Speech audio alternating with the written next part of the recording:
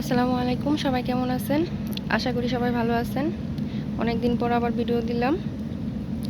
তো আমার যে আগে যে ছাগলগুলো আপনাদেরকে দেখাইছিলাম সেগুলো তো সবই বিক্রি করে ফেলছি ঈদের মধ্যে।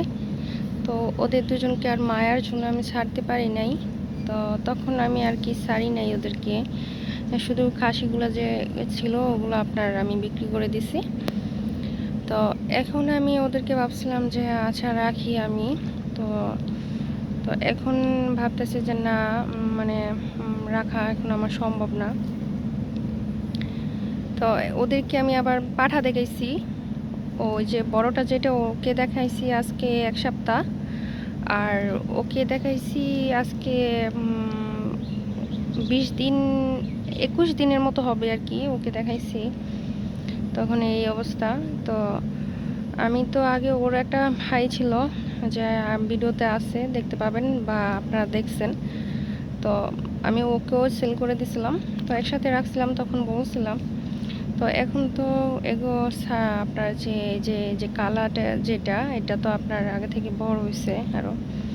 তো ওকেও পাঠা দেখিয়েছি। তো এখন আমি ওদেরকে সেল করতে যাচ্ছি। যদি কেউ নিতে চান তাহলে আমার সাথে যোগাযোগ করবেন।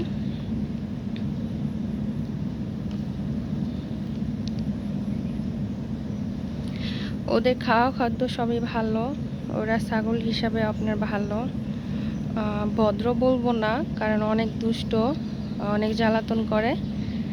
আর ওদের আপনার বলতে গেলে ওরা হচ্ছে আপনার তোতার করস যেটাকে বলে, একদম হাই কোয়ালিটি। ওই যে কালা যেটা, এটা হচ্ছে আপনার আপনার কি বলে, মানে বলে না যে 100%-এর মধ্যে আপনার 1 ভাগ কম আর কি। কিন্তু তবে সে কিন্তু তোতার যে মানে একদম হাই যেটা মানে কোয়ালিটি যেটা, ওটা থেকে কিন্তু কিছু আপনার কম না।